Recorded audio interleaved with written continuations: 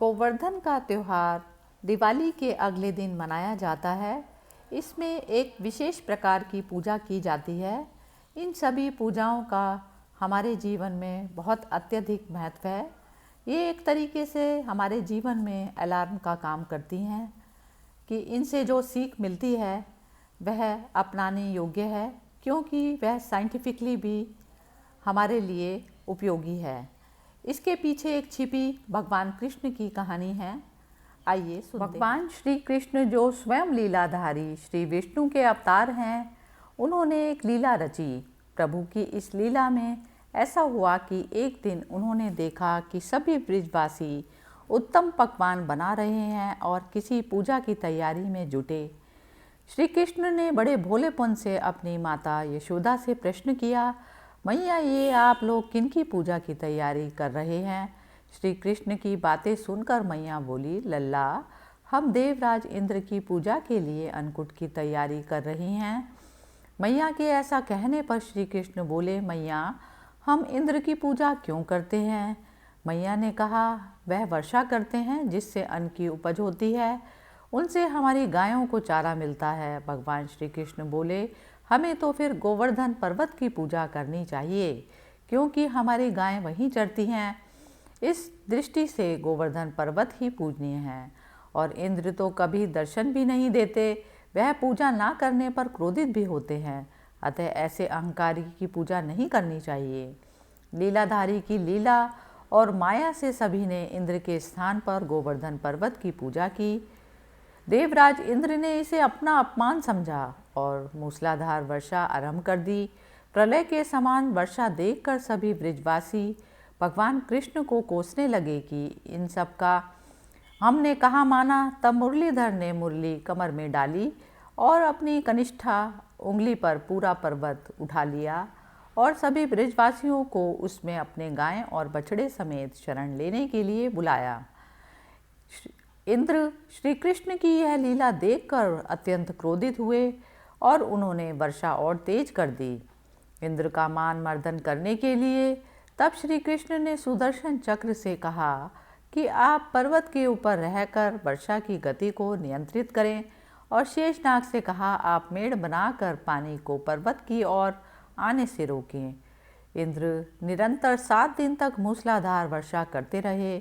तब उन्हें लगा कि उनका सामना करने वाला कोई आम पुरुष और मनुष्य तो हो नहीं सकता। अतः वे ब्रह्मा जी के पास पहुँचे और सब वृतांत सुनाया। ब्रह्मा जी ने इंद्र से कहा कि आप जिस श्री कृष्ण की बात कर रहे हैं वह भगवान विष्णु के साक्षात अंश हैं और पूर्ण पुरुषोत्तम नारायण हैं। ब्रह्मा जी के मुख से यह सुनकर इंद्र अत्यंत लज्जित हुए और श्री कृष्ण से कहा कि प्रभु मैं आपको पहचान ना सका, इसलिए अहंकारवश भूल बैठा। आप दयालु और कृपालु भी हैं, इसलिए मेरी भूल क्षमा करें। इसके पश्चात देवराज इंद्र ने मुरलीधर की पूजा कर उन्हें भोग लगाया। इस पौराणिक घटना के बाद ही गोवर्धन की पूजा की जाने लगी। ब्रिजवासी इस दिन गोवर्धन पर्वत की पूजा करते हैं।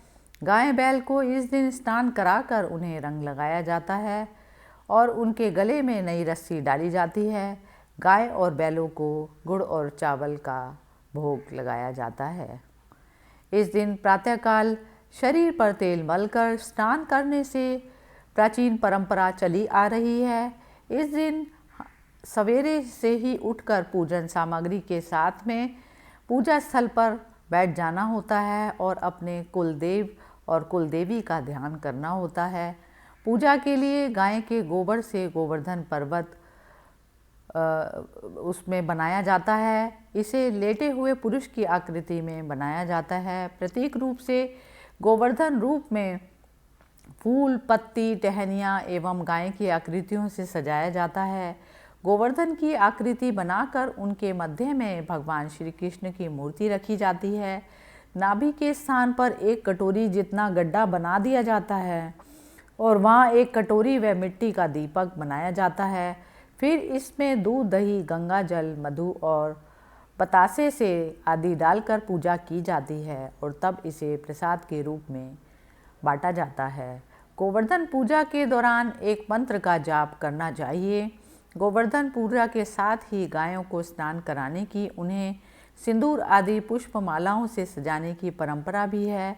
इस दिन गाय का पूजन भी किया जाता है। तो यदि गाय को स्नान कराकर उसे सजाना होता है और उसका श्रृंगार कर सकते हैं तो गाय का श्रृंगार करें और उसके सींग पर घी लगाएं, गुड़ खिलाएं। गाय की पूजा के बाद एक मंत्र का उच्चारण करें जिससे लक्ष्मी जी प्रसन्न होती हैं और घर में कभी भी धन की कमी नहीं होती। फल, मिठाई इत्यादि पूजा के दौरान गोवर्धन में अर्पित करने चाहिए।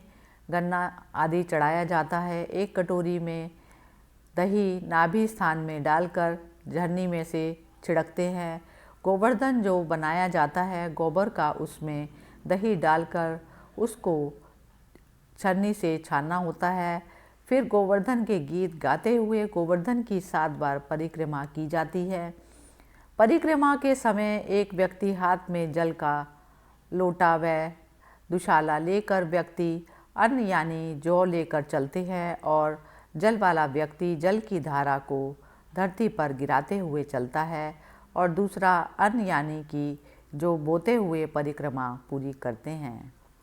हरि ओम तत्सत।